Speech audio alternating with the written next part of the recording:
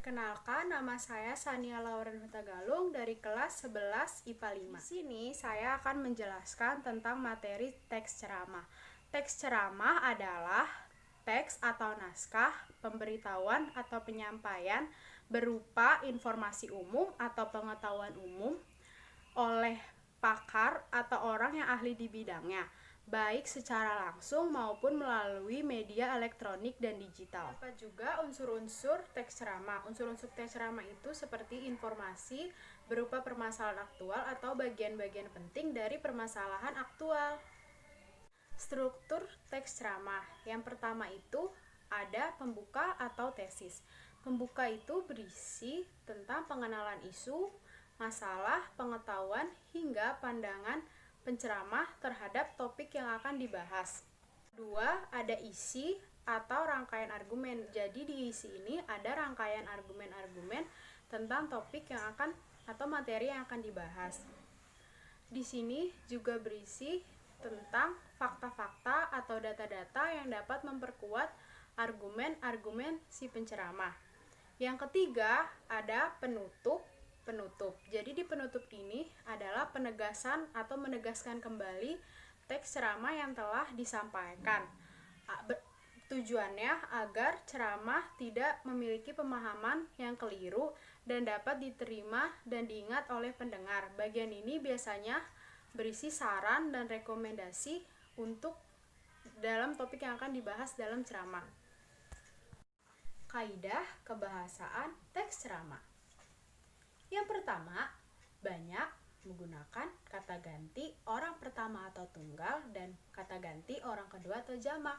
Kata ganti orang pertama atau tunggal itu seperti saya, aku, kamu. Kata ganti orang kedua jamak itu seperti anak-anak, bapak-bapak, ibu-ibu, hadirin. Nah, yang kedua, banyak menggunakan kata persuasif seperti diharapkan, perlu, harus, hendaklah. Yang ketiga, lanjut ya. Yang ketiga, banyak menggunakan kata kerja mental seperti memprihatinkan, menyimpulkan, berasumsi. Nah, yang keempat, menggunakan kata teknis atau peristilahan yang sesuai dengan topik yang akan dibahas, seperti menggunakan majas, puisi, prosa, sarkasme. Nah, yang kelima, menggunakan kata-kata yang menunjukkan hubungan sebab dan akibat, seperti dengan demikian, akibatnya, oleh karena itu. Dan satu lagi, teks ceramah juga menggunakan kalimat majemuk bertingkat. Kalimat majemuk bertingkat itu kalimat yang terdiri dari satu klausa atau lebih yang tidak dapat berdiri sendiri. Jadi kalimat itu tidak sempurna dan tidak dapat berdiri dengan sendirinya, membutuhkan kalimat penghubung. Selanjutnya ada teknik penyampaian atau teknik orasi ceramah. Yang pertama ada teknik impromptu, yaitu atau cara spontanitas, yaitu teknik berceramah tanpa persiapan terlebih dahulu. Yang kedua ada teknik menghafal, yaitu menghafal kata per kata dari awal sampai akhir dalam ceramah. Jadi berceramah dengan persiapan sebelumnya dan sudah menghafal.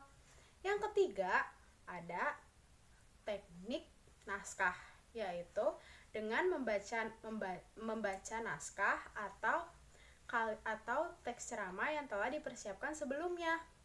Yang keempat ada teknik ekstemporan, yaitu teknik yang mencatat poin-poin penting atau bagian penting yang akan dikembangkan sendiri. Sekian video dari saya. Maaf apabila ada kesalahan kata atau kesalahan pengucapan.